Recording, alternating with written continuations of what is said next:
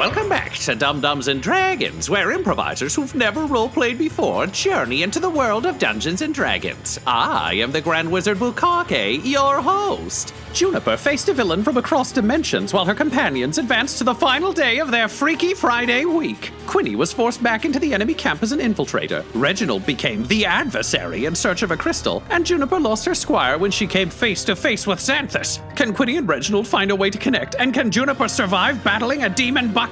Find out next on Dum-Dums and Dragons. Tyler, Quinny as Reginald has taken a short rest, spending most of the night talking to real Reginald in your Quinny body, meeting Mickey, and kind of getting a lay of the land. Took up a lot of that. But also, I think for someone who was in prison for twice, and on a creepy pirate ship aboard an undead whale, knowing that you're in a room full of enemies and backstabbers isn't exactly like... I think the first night I was like, okay, I can probably sleep because this seems fine. Now that all this is happening, like, sleeping doesn't feel like a thing you can do. Yeah. So you're a little bagged, but also anytime you almost nodded off, you could see Kira just staring at you. And you don't want those mess fists ruining you, so you stayed awake. Making a mess of me. So the day of both the fated sundown, but also seemingly of the ritual has arrived. What do you think you do during this spell? You know that Reginald as Quinny is off trying to locate the crystal and kind of disrupt things. You've set all the things in motion with Declan, but weirdly, you kind of have a calm before the storm moment where, like, you're that episode right before the battle for Winterfell where you're like, cool, I guess I can just tell stories. What do you think you would do in your downtime, such as it is? Maybe and keep in mind you have Mickey now as well as. I was gonna say, yeah, maybe some sabotage. Okay, what kind of sabotage do you think you'd want to do? Is it misinformation or is it physical? I think it's physical. At least that's the first thing that comes to mind for me is a specific thing I want to try. Rats can get into tight places, tighter than their bodies would suggest. They can really kind of flatten themselves and squeeze and stuff like that. So I would go over with Mickey to gauge his comfort on sliding him into the locked up casket and nibbling through that IV drip. Oh, badass. Mickey's like, hey, honestly, I've chewed through some wires. Unpleasant experience. Sounds better to me. Yeah, cool. Let's do it. Although, I gotta warn you, if they're using that to keep him sedated, that's probably gonna knock me right the fuck out. So, you gotta promise to get me out of there later, huh? That's a good point. That's a good point, actually. Can I get you out of there? Yeah, it should be okay. I mean, they'll definitely be focusing on the mage, and the mage will... I don't know how powerful he is. I mean, if he can open portals, he must be pretty powerful. He can blast his way out. Well, also, look, I'm not planning on drinking too much of this stuff. Just imagine chewing through, I might get a contact high and get knocked out. So I'll try and get back up on my 4 little feet here as fast as I can. Yeah. Look, if I see you, I'll get you. Yeah, no, I understand. Honestly, it's a big risk, but it's nice to be working on a proper heist again. It's good to be working with an honest-to-God thief again. Yeah, heard you'd gone kind of warlocky there for a bit, but glad to see it hasn't dulled your instinct none. Oh, that's an ongoing thing. But yeah, no, it's good to get back to some of the basics. All right, sounds good. Well, yeah, you feed me into that box, I'll get chewing. Okay. Hide in one of my gauntlets. I'll put a hand over the casket.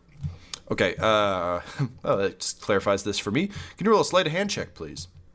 I'll give you advantage because, unlike normally when you do sleight of hand and you have to be, like, nimble with your fingers, this is just using a gauntlet to hide everything that's happening.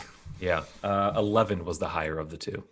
Okay, so you put your hand on it. Kira is definitely watching you, though, so she starts to come over. The rest of the crew, I don't think, cares. What do you say to Kira to try and distract her from Mickey slipping out of your gauntlet? It's the next day? Okay. Yes. Good morning, Kira. I trust you're keeping your nose clean. And I'll like very knowingly. If steam could come out of her ears, it would. If steam could come out of her nose, it would. But it can't because her nose is shattered. Yeah. And she's just like, ha ha ha, that's very funny. You're a very funny guy, Reginald. I always liked that about you. You're very funny. And yes, my voice sounds like this now, thanks to you. Well, I'm not the one who closed my eyes. Okay, that is a valid point. You son of a whore. Ha ha ha. Sleep with one eye open when you're in the Bone Crushers, isn't that right? Yeah, that's why No Eye Perry got it so bad. Yeah, No-Eyed Perry. That guy. Yep. May he rest in pieces. Quite literally. Anyway, look, from the sounds of things, there might be some problems coming our way today. So whatever this situation is going on between you and me, what do you say we give it a rest until we sort out these invaders? You know what, Kira? That's very big of you. And I'll step around the casket, extend the hand that Mickey's not in for the handshake, and have my other hand resting on top of the casket. Okay, amazing. So you feel Mickey slide out, and kind of, I think you kind of dart your eyes over just to make sure that this is correct, like what you're feeling. Just as you grasp Kira's arm in like classic like soldier grasp, and I think almost absent-mindedly you kind of mutter a like "keep it sexy" because you've gotten used to like having now had to clasp arms with a bunch of people. Yeah, and you just hear say, "Yeah, sexy." And then she burns a key point to flurry of blows your head while she holds your arm. What is your AC, sir? 19. 19. All right. So she hits with 3 of the 4.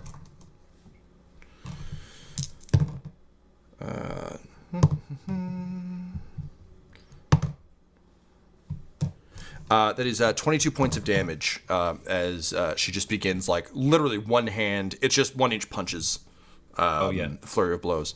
Like that. And everyone around is like, ooh, alpha fight. And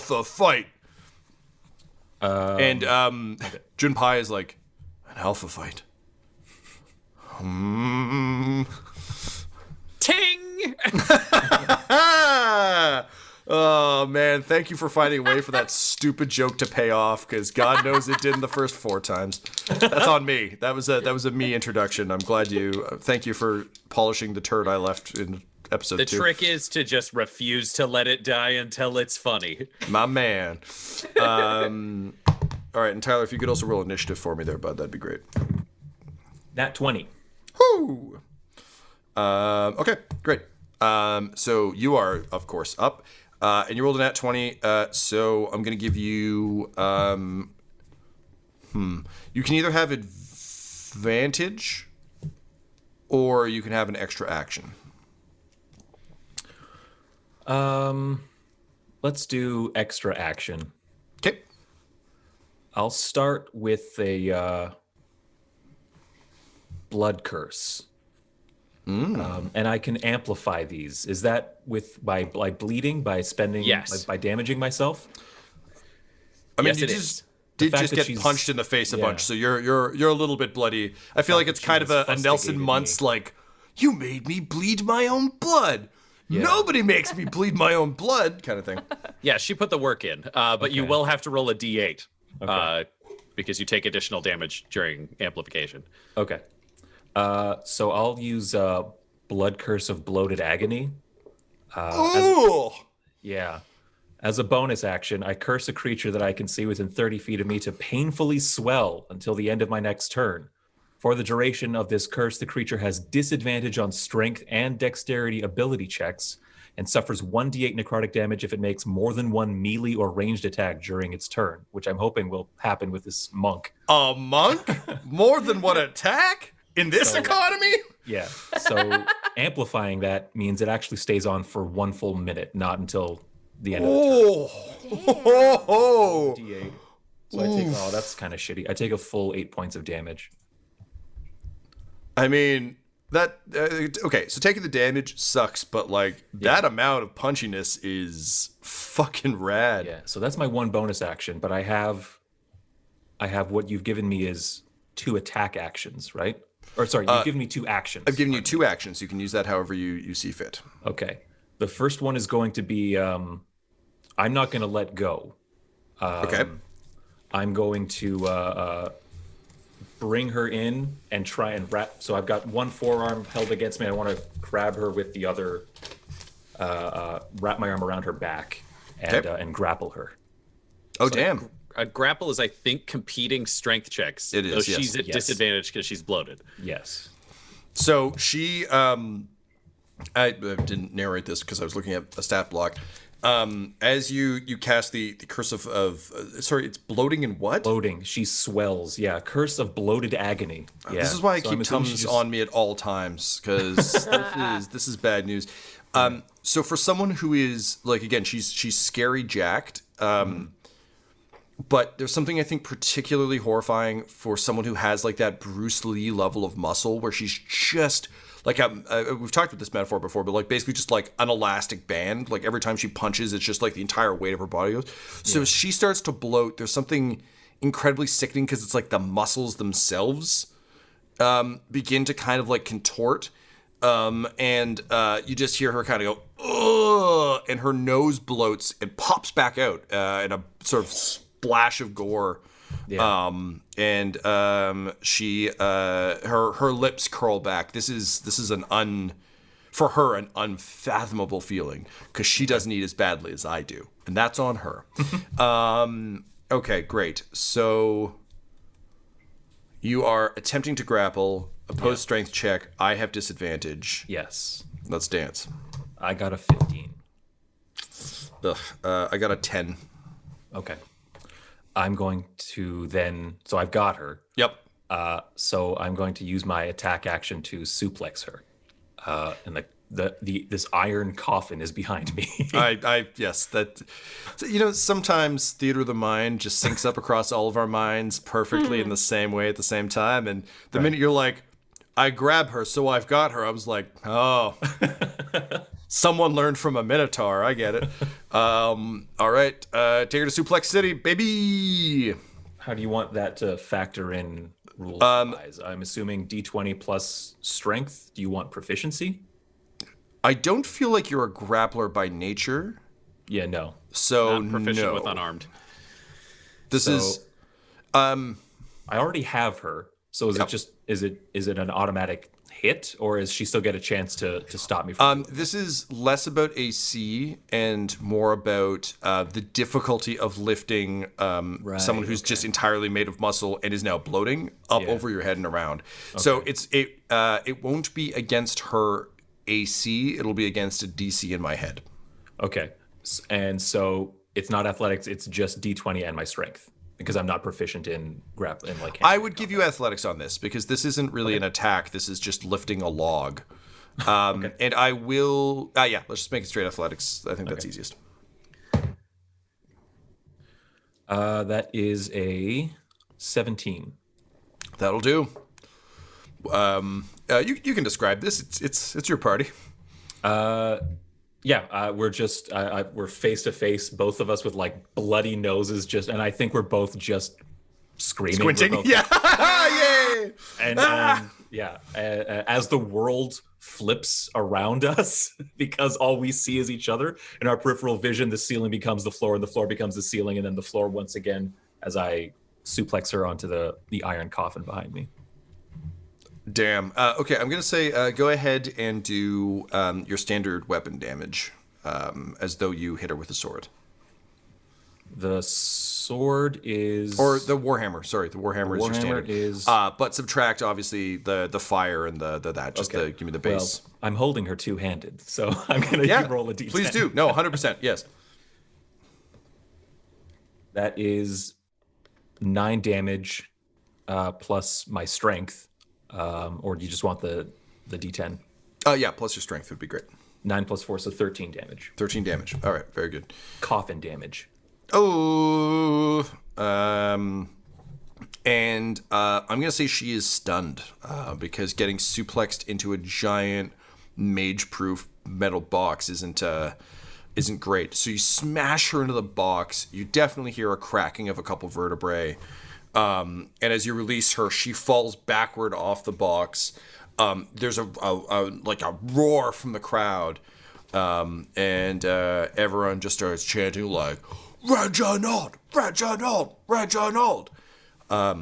Quinny, can you live with this many people cheering for the guy who did nothing, or would you just by instinct correct them? I think it's white noise. Oh, fair enough. Okay. I think he's part terrified, Yep. part just like typical vindictive dickhead Quinny was like, I really just don't like Kira. like that part is easy. And also just like keep up the ruse. Like, what do I do next? What happens next? So my second action was to attack, and I get 2 attacks. So I'll give her a kick to the ribs. I will also say, based on what you've been told by Reginald, these things are usually to the death. So if you want to whip out a weapon, no one's going to begrudge you that. I don't know if Quinny would do that, but just for your... I think that's something that like Quinny up to this point has been wrestling with. I think what happens next will determine if he needs to take it further. Understood. I think for now it's unarmed attack, especially to a monk. I feel like Quinny would be like, yeah, beating you at your own game. This tracks. Yes, yeah. This is you are wise. Yeah. Okay, so stunned creature. She can't move. She automatically fails strength and dex saves, and you have advantage against her. Okay, so I'm just rolling to attack with a kick. Technically, you'd get 2 kicks. I think the first attack was the suplex, so the second attack is the kick. No, but you get 2 attacks per attack action. Those are my 2 attacks. Oh, so this is just 1 action? I believe the grapple was the first action. Yeah, second action. Initiating a grapple was 1 action. Yeah, Got it. Yeah. So that was 15 on the die, and we said just strength. So that's another 4, 19. Great. Yep. You hit. And what are you looking for damage? Do you want a D6 or a D4 for a kick? Normally it'd be a D4 from an unarmed attack, but you're wearing... Reginald wears heavy armor, right? Yeah, he's in full plate. You got like fucking plate boots, so yeah, you're kicking her with a metal boot, like it's steel-toed boots. Okay. What do you want me to do? D6 then? Yes. Sorry, D6. Okay. Okay. D6 plus your strength, please. Plus strength, so that's 5, and then another 4, so 9 damage. 9 damage. This is a weird thing, but he is proficient in heavy armor. I don't think you had your proficiency bonus to damage, do you? You probably No, do. you don't. You're right. Yeah. Would have been cool, though. It would have, yes, I agree. And I'll take a few that is steps why I back. bumped it up to a D6, but yes. I'll take a few steps back and kind of showboat to the rest of the Bone Crushers, but I'll basically assume like a battle-ready stance, a few steps, like several paces away from Kira, and let her get up to her feet and decide if she wants to walk away, which I feel like does more damage to her reputation. Oh yeah, this is kind of a done deal. And if she wants to like get up and keep fighting, then I will start really trying to hurt her. This is I'm gonna give you a point of inspiration for showboating as well as the style of like suplexing her. It weirdly like this is a very bloodthirsty mob, and you played like you damaged her, but also in a way that was like engaging and entertaining. So they're pretty jazzed about it. Okay, excellent. So that brings us to Kira's turn. I know you just told me this. What are the rules on the bloat? So strength and dexterity ability checks, she has disadvantage. If she suffers 1d8 necrotic damage if she makes more than 1 melee or ranged attack during her turn. Okay, and it lasts a full minute? It lasts a full minute. There doesn't appear to be any recovery. That's totally fine. So she's stunned. So she actually can't get up yet. She's like struggling to move. With that in mind, is your intent to let her make the decision when she's up? Like, would you give her another full round where you're just kind of standing by, or would you keep wailing on her? Quinny would read the crowd at this point. Like, Oh, the crowd is like, we want to see one of these people go down hard. Okay, so then Quinny takes the opportunity and like walks over to her, and he'll like grab a leg and just kind of swing and throw her, kind of something. Like I feel like the suplex is the peak of his like physical brawling ability, and even then it was just grabbing someone and falling backwards. So Quinny's not like a hand-to-hand fighter either. Yeah. So it's just like I'm big now, so I'm gonna grab you and throw you. Okay, go ahead and roll an athletics check, please. This is for a full-on Hagar from Final Fight spin throw. Oh, Tom, at the end of each of her turns, she can take a Constitution saving throw DC 16. If she passes that, the curse ends. She did not. Okay. It's okay. That's my job to know these rules, Tyler, not you. You said that was athletics or just straight strength? Yes, sir. Athletics, so that's 15. 15? Okay, yep, that'll do, because you're not against her AC. Okay, so I throw her. She flies through the air, hits the ground. It's more embarrassing than painful. She'll take 4. And the crowd gives you a full-on, like, ooh! Yeah. And you just hear her mutter, "I've always hated you, Reginald, you coward." That's funny. I haven't really given you a second thought. My feelings! At which point we cut to Reginald. Ryan, so you currently... We left you having just fucked with the gnomes. Hardly or whatever, you're fucking off back to Reunities or the pig pen? Basically wherever he could find his gnomes, because he sent them to find people if they thought anybody. They went straight to the bar. Yeah. So you burst in the door and everyone's like, "Reginald!" including all the orphans are like, "Reginald!" And you can see that they're doing a full on like NPCs in a video game where people investigate, where just like they're all wandering around looking at different things, thinking very deep thoughts. So you have your entire urchin crew looking around the bar. I'm going to say you get 3 based on just the compressed time frame.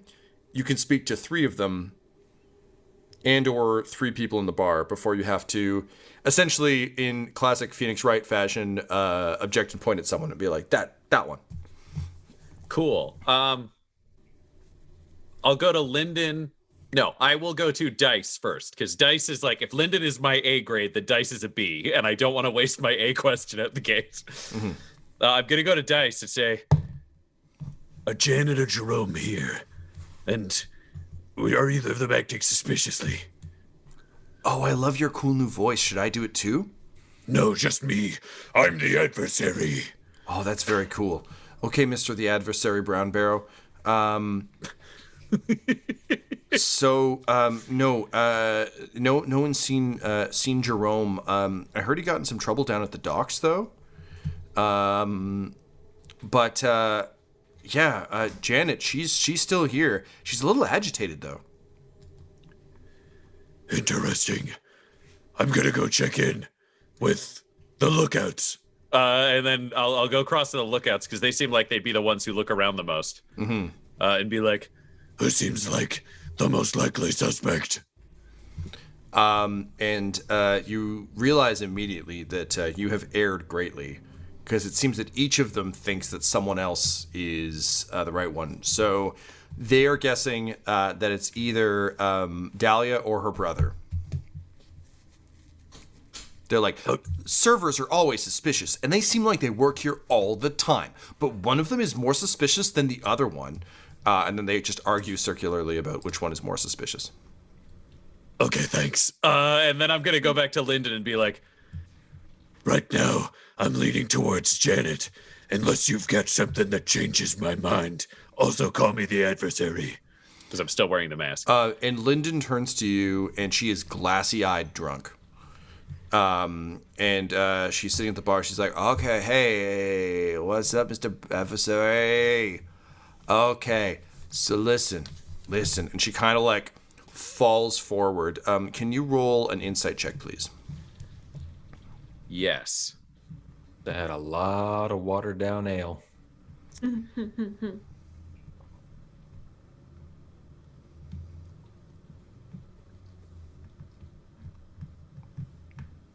Four. She is shit-faced. And so you kind of back off, and she kind of sways back on her bar stool. She's just like, man, Wilfred over here, we've been having some drinks. It's very fun. So who's the most suspicious? I don't know. What do hey, Wilfred, who do you think is the most suspicious? Can you roll a perception check, please? I'm only giving you 2 chances on this. Let me see if I can help you. I think it's pretty straightforward, though. Do you know what? I'm going to use my inspiration on this.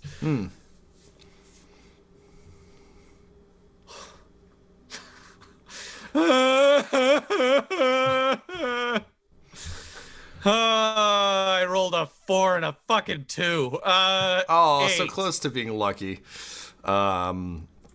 8. You're still looking at her, and she's just like all over the map. So unfortunately, you gain no new information from her. You're not picking up what she's putting down.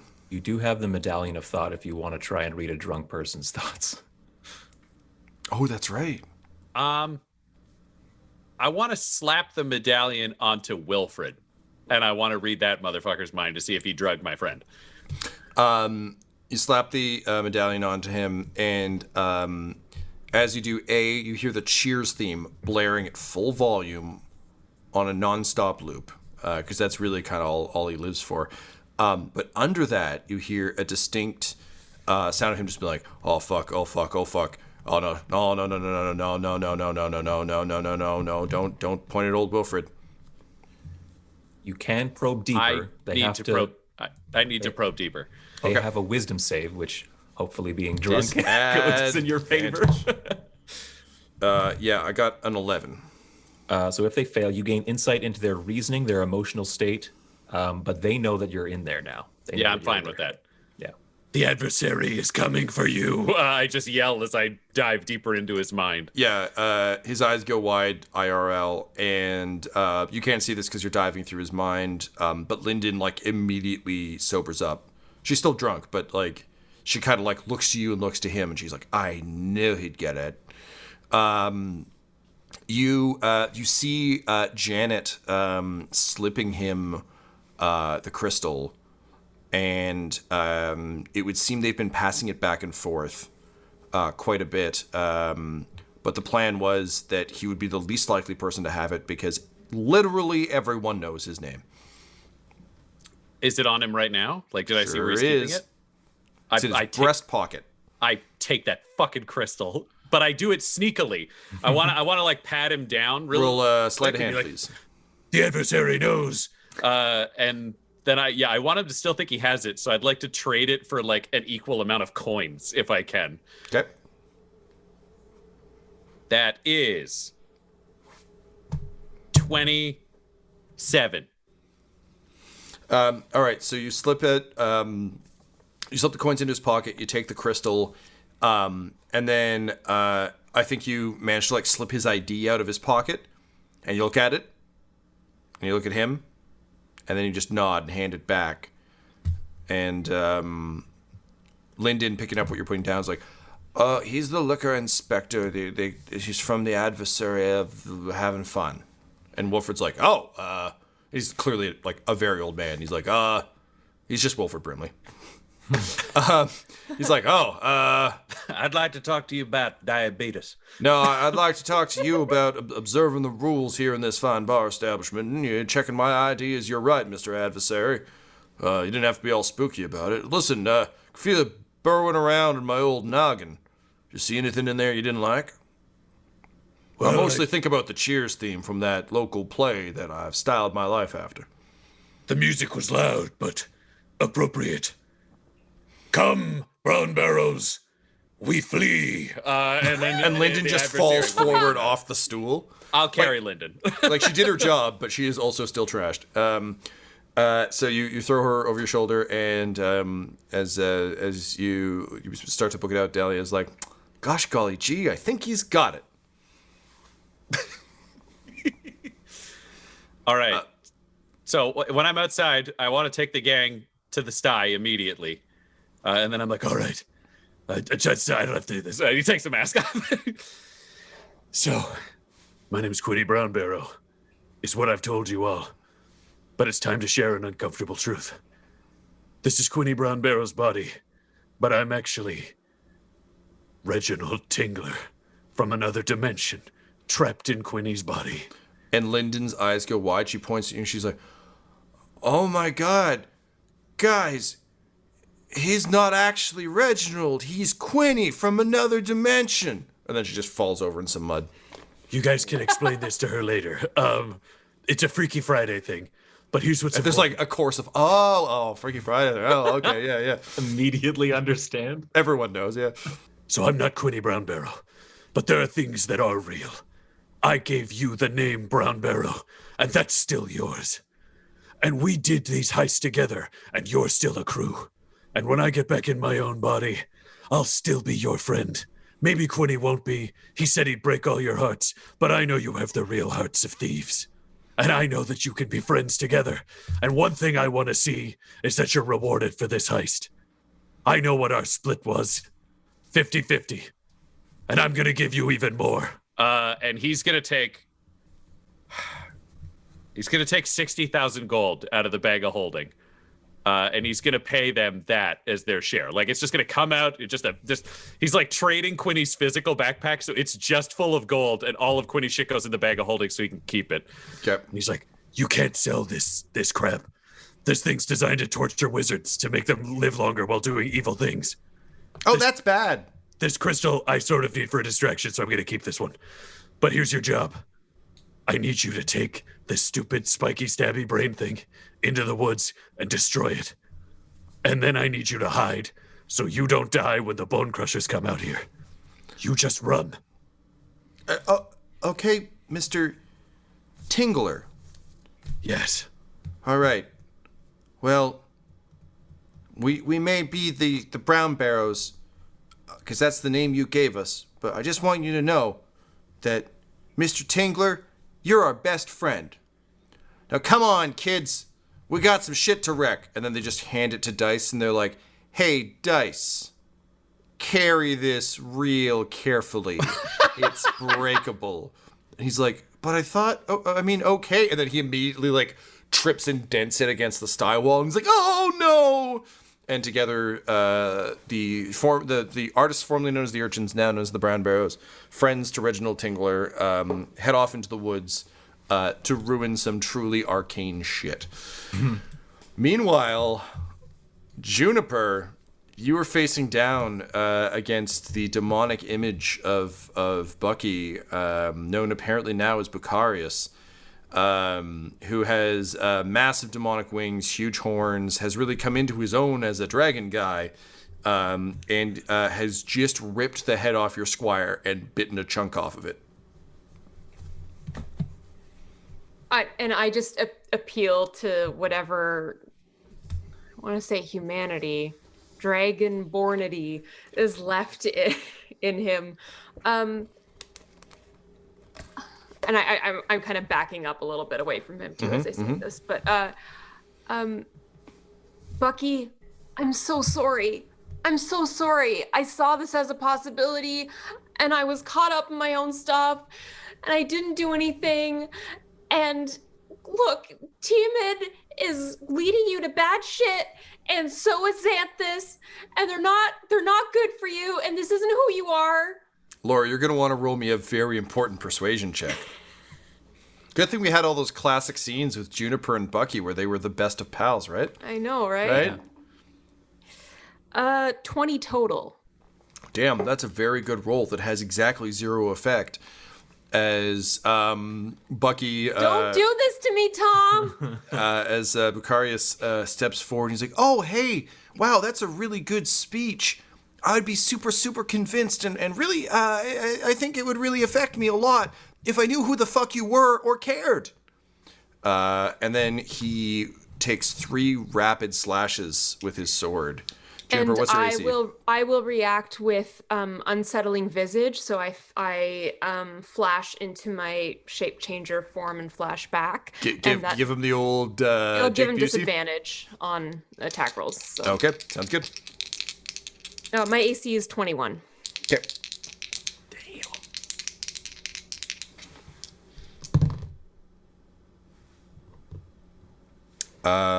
One moment, please. These are some important rolls, so I just want to make sure I'm not fucking them up. It's for your benefit more than mine. Okay. Yep, So thanks. that's one. Imagine biting a guy's head off thinking you're like the biggest, baddest monster in the room. And you're about to take a swing at this paladin, and she shows you this monstrous face. And you're like, off your game. Yeah, 100%. It's like, oh. Yeah. Oh, geez. I kind of thought I was the badass in the room. I made a pretty cool impression, so I guess I'm gonna kill you now. Oh boy, that's actually kind of fucked up. Yeah, that's all the things he says. Okay. Jake Busey. So he hits with 3 of the 4 attacks. Or I'm sorry, 2 of the 3 attacks. Okay. 2 of the 3 attacks. Just gotta do some math. I unfortunately have a distinct lack of dice, so there's gonna be a little bit of rolling here.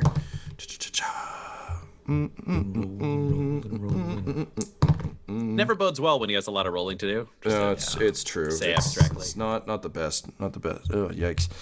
Okay, and what does it get? Plus 12.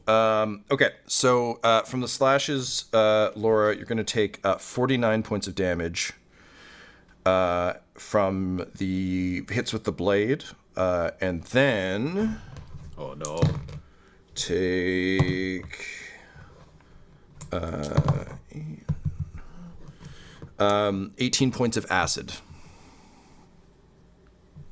It's one of those acid swords. You are struck soundly by these blows and forced back. This kind of monstrously towering Bucky is a far cry from your dear friend, and it would seem hell really did a number on him. It is now your turn. I think Rick's body slumps over nearby. Yeah, I have to yell out to Xanthus, just like, look, it's my duty to see this collide through. However it goes. Look, I've traveled from Eberron, and I've been led to you, so this can't have been for nothing. I'm not supposed to die now, and I misty step to Avalon as a bonus action, and I'm like ready to try to put my hands on it. I don't know what the fuck I'm supposed to do, but Yep, fair enough. Xanthus, as Bukkake continues to stalk towards you with the blade out, and sort of a horrific sulfur smoke beginning to billow out of his nostrils, Xanthus kind of pauses and says, "Juniper, hey, why did you apologize to Bukkake over here? Did you know him as Bucky in your world?" yeah. I say, still having an action. Yep. And he just kind of nods for a minute and he says, "Hey, how do you feel about Moonhammer?" I mean, I've heard of her. I know that people And- went to hell to get her. She was in hell, queen of hell. Growls and he's like, "Motherfucker, you're one of them?" Oh, Juniper, I'm sorry. I might have let you go before, but oh yeah, those guys really we've got some history with them. Cool. Well, look, you look like you've got some business with Avalon there. Why don't you go ahead? I Laura, don't what do you know. I just put my hands on him and think of Quinny. I don't know. His skin is cold and clammy to the touch. He's clearly been dead for some time, but there's something keeping the head somewhat powered in a vaguely wild westy way. You think of Quinny holding the head, and you just hear Xanthus say, "Aw, that's nice." and then you feel the sword hit you again. We cut back to Tyler. You are in the middle of fisticuffs. Who knew Laura would get a boss fight from this adventure too? Oh, no, I'm gonna die. Sorry. Look, you got lots of shit. We've seen you bust it out. I have the utmost faith in you. Tyler. She's just yelled to the sky about her feelings, and then is attempting to get up. She's shaking off the stunned, so she kind of struggles to her feet, and she says, "Now I will show you the way of the blood fist." And she does a running, but like still bloated, so like it's kind of awkward and stumbly because she's not used to being like that. And then she jumps and does a full-on Johnny Cage jumping kick. She goes foot first, then fist at you. What is your AC right now, sir? 19. 19. Okay. Let's see what happens with this. This is such a dumb power, but I kind of want it to work out. I'm sorry, 19? Yeah. She misses. So as her foot ignites in flame, it just hits your chest, and she kind of like there's a squingy noise as the bloat that has reached her feet hits you, and she's like, "Die! Ah, shit!" And then she throws out a couple of strikes, which means the bloat effect kicks in. So what is the bloat damage? 1d8 necrotic damage if she makes more than one melee or ranged attack. Yeah, she's making two close range pows. So from that language, I assume it's just rolling the 1d8 once. It's not for each extra attack. Yeah, that's what we'd agreed on. Yep. That's 7 necrotic damage, which is pretty good. Yep. Yeah, not bad at all. Okay. So she begins just like throwing punches as fast as she can. She's going to use a power called Fury of the Five Spires, which is 5 unarmed strikes against one target. Whoa. So let's see how that goes.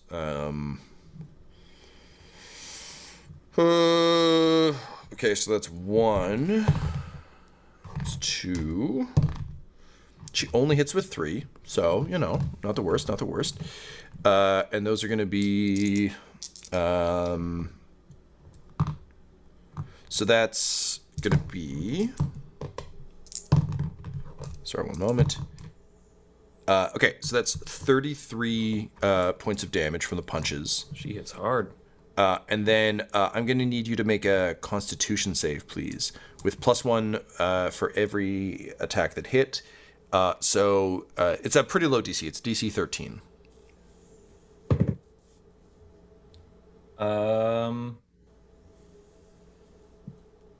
13? Mm-hmm. I do 12. Is it? Wait, saving throw Constitution is that a 6? Yeah. No, that makes it. That's 13. The final punch hits you right in the temple, and for a minute you see stars, and your vision blurs. You're almost knocked unconscious, but then you manage to kind of blink it off and kind of you stumble away, holding your head a little bit wrestler style, doing a lot of like weird duck weave circle walking. Okay. And you see her kind of like doing the Jackie Chan "ow, I hurt my hand" thing. And you get the sense that her power has not recharged. So that's nice. Yeah. Bringing us to you, sir. You stumbled away a bit. You can hear shouts from outside and the sound of horns kind of going up throughout the village, like a ba-ba, which we, the audience, know is signaling the attack of the Lord's Alliance and the Harpers, but that you only hear as weird things that you weren't expecting. That said, you've got a Kira-shaped problem to deal with first. What do you do? So this is getting serious. So I'm going to reach into my, what is it, like a pack where you keep your gems, a pouch, Ryan? Yeah, it's a pouch. Yeah. Reach into the pouch and I grab, and you've only got 2 in there? The 2 Technically, it's been a few days, so I think we could say that there's just all 6. I would say you could probably look at them and go, these ones look scary and violent, and these ones look soft. Or That's should he awesome. roll a d6, Tom? I want to roll a d6, honestly. Yeah, I was going to say, yeah, let's do that. Okay. Because you have to enchant the gems before you use them, right, Ryan? You're supposed to enchant 2 every day, but he wouldn't do that. No, I was going to say, I think he does, but it's a matter of Quinny, like when he's resting, looking at me like, you better get powerful, and then putting it in the bag. So 3. That's perfect, baby. Reconstruction. I'm on the mend. Damn, all right. Okay, so Quinny, for 1 hour at the start of each of your turns, you regain 4 hit points. If you are below half your hit points, it will not boost you above the halfway mark. You also lose 10 feet of speed per turn. So you go from 35 feet to 25 feet because it slows you down using your energy. Our precious hexes. Are you under half strength, Tyler, in HP? I am, cool. Which is why I was like, oh gosh, that's perfect. Because I started reading it. Otherwise, you just took a drug that makes you slower. Awesome. That's good to know. I like it. So I'm gonna unsling the Moonhammer and take a swing at Kira here because she's had enough of me, and I've had enough of her. So that is 26 to hit. Yeah, that'll do it. Okay. Rolling. Where's my D10? There we go. D10. That's a good number. 7 plus 4, 11, and then 2d6, 4 fire damage. Okay, great. And I'm going to attack again. This one is 25. Yes, also hits. Oh, I reroll ones on the damage when it's two-handed weapon. That's nice. So that is 10 from swinging the hammer plus fire damage here. Another 4 fire damage. Okay, great. And sorry, how much from the hammer itself? 10. 10 and 10. Okay, great. I was gonna say like 4 seems too light. She's looking real rough. She is not meant to be hit this much. Normally not in a bloat while doing this. Good. Yeah. I wasn't paying attention. Did you swing twice? I did. Good. Yes. Yes. Finally, the apprentice has become the master. Use Reginald's big boy rage. So you just like bat her back and she stumbles back. Everyone's like all of her reactions with this bloated state are like Power Ranger like putty actions where everything's just a little extra exaggerated. Okay. But yeah, she's looking pretty rough, and everyone around is just like, oh shit, Reginald came to a fucking party. He is keeping it sexy. As you continue to advance on her. Meanwhile, Reginald keeping it sexy elsewhere as Quinny. So you've sent the urchin brown barrows away. Yes. You have the crystal. Yes. What do you do? I would like to, if possible, Tom, take a white sheet off of a clothesline and steal a horse. And my goal is to go out to the army that's going to attack the town, waving a white flag as big as possible to try to get them to talk to me. Oh, shit. That is very cool. Let's do that. So you begin to ride, and it's full on. Actually, first of all, let's see if you can steal a sheet. Ryan, can you roll me a sleight of hand check? Yes. However will you do, I wonder. Tell me quando. 29. To steal a sheet, you need 30. It's one of Guy Gax's rules. He was real serious about sheets. Damn you, a sheet! So you grab the sheet immediately. The horse comes with it. You pull the sheet. There's just a horse directly behind it. Yeah, exactly. And then I just spring on. It's like the Mario sound happens as I use his boots of striding and springing. Yeah, it's just a very convenient twofer. So you boot the horse and you take off at a wild gallop. That said, there is something interesting that happens on this. I'm going to need an acrobatics check from you because you've never ridden a horse in a body this small. And you normally as a big guy who Big guy, sits on tiny things. donkey. Now little Yeah. guy, big donkey. Well, and also you just kind of assume your body mass will keep you on horses. Maybe not now. You're not in those stirrups, that's for sure. 25. All right, so you're just doing the full jockey thing. You're standing on the horse's back, on top of the saddle, with your butt in the air, holding onto the saddle, just like. And I'm Master talking Zorro the style. horse through it. I'm like, We're gonna save this whole town. My name's Reginald Tingler. You're the coolest horse ever. We're gonna save so many people and be heroes. Thanks, my name's Gallops McFuckshard. Gallops makes fucks hard. I'm gonna get you the fucking most honey-soaked oats that any horse has ever eaten. That's amazing, because I'm a virgin and I'm kind of sensitive about it, hence my insanely intense name. I'm gonna get you laid, bro. No, I just want the oats. You just continue to bounce awkwardly towards the army. Meanwhile, from the top of the tower, looking through the enhanced sight of his glass staff, Declan Albrecht sees a figure he can only assume to be the adversary, but in the air is the ultimate insult, galloping towards the Lord's Alliance, which admittedly it's not like the whole alliance is descending for this. It's just the local queen is sending her knights to come like finally arrest the triumvirate for like gross corruption, which they always kind of knew but couldn't really act on, and now they can act on. So like, in you go, knights. and to be as Quinny as possible while riding, Reginald lowers Quinny's pants to show his butt and then flips off the wall behind him while he's waving the flag. Not knowing that Declan's seeing it, but he is. Declan looks down at his vest and finds a patch for like an enemy that was particularly easy to dispatch. And rips it off and tosses it off the side in like a very dramatic like Metal Gear. It flutters out into the wind kind of way. Yeah. And he goes, "That spot's for fucking you now, you full moon bastard." So he just kind of shrugs and mutters to himself like, "All right then, I guess it's plan B." So you approach the Lord's Alliance, and out in front, you can see a knight who is wearing what you would probably dub unnecessarily clean armor. Like it's shiny enough that you could probably see her face in it.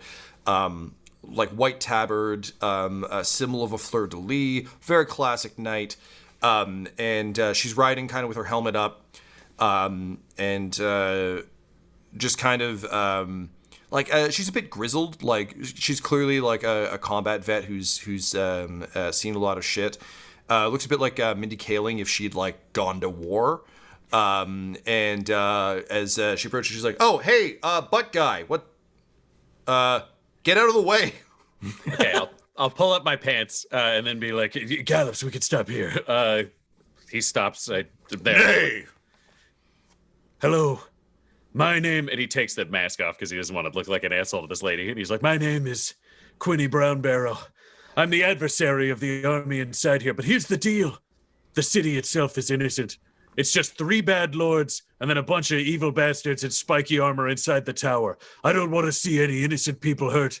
I can take you to the tower, just don't hurt the populace. Yeah, we weren't going to do that. We know everyone here is fine. We've been keeping an eye on the Lords for a bit. Ever since they took over that weird wizard's tower, it's been kind of a rough place here. Honestly, I just feel bad for them. We've been wanting to do this for years. No, we're not going to hurt anyone. Okay, how many of you are there? There are, we'll say, 30 knights. And, okay, your armor's very clean. Do you guys have, like, any combat experience or anything like that? I mean, yeah, I'm very good. They're pretty good. Okay. The, like, 15 plus in there are, like, veterans of a 30-year war and probably the most violent, deadliest people you will ever meet. Ew. I would suggest waiting until you outnumber them more. But they're also bringing an army through. Do you know what? No, fuck that. Let's go kill those guys right now. Okay, I'll go with you, but I'm gonna pretend to be like another evil guy called the Adversary. I'll try to keep him off balance so you can have as much advantage as you can, okay? Okay, absolutely. And I swear on my honor as a knight, no harm will come to the civilians of this town. And she extends her hand. I'll shake on that. All right. Yeah, great. I'll shake the hand. Good. And she kind of smiles, and you kind of nod, and the two of you shake hands as the first of the buildings in the city explodes. This episode of Dum-Dums and Dragons features the voices of Ryan LaPlante at the Ryan LaPlante on Twitter, Tyler Hewitt at Tyler_Hewitt on Twitter, Laura Elizabeth at EL Hamstring on Twitter, and our fantastic DM Tom McGee at McGeeTD on Twitter. This episode was edited by Ryan LaPlante, and all of Dum-Dums and Dice's art is by Decapitated Markers, or at Decapitated Marker on Twitter. That's MRKR. Our theme songs are And Now for That Massive Coronary and Skipping Through the Orchestra Pit Part 1 by Peter Gresser, and our ad music is No Control and Chiefs by Jazzar, JAHZZAR, all available at freemusicarchive.org. When it comes to Dum-Dums and Dice, you can visit our website at dumdumdice.com. Our Twitter and Instagram are at dumdumdice, and on Facebook at facebook.com/dumdumdice. But most importantly, we've got merchandise at redbubble.com/people/dumdumdice, or you can join our Patreon at patreon.com/dumdumdice. That's DUMBDUMBDICE. And tune in next week for more Dum-Dums and Dragons. Dum-Dums and Dice has to give a special thank you to the supreme beings of our Patreon at this time: Christian Menicola, Long, the Half-Blind Prophet, James Cuellar, Charles Grams, Christopher Little, Olin Anderson, Sue One, George Dolby, One True Artistry, Orion Birchfield, Lord Abradovic, Noel Lewis, Scott Garland, Anthony Griffin, Zekin X, Jordan Neesmith, Benjamin V, Gavin and Abby McDonald, and Jill and Noel LaPlante. If you want your name to be added to this list, you can join our Patreon too at patreon.com/dumdumdice. Thanks to them, and a little bit of thanks to you.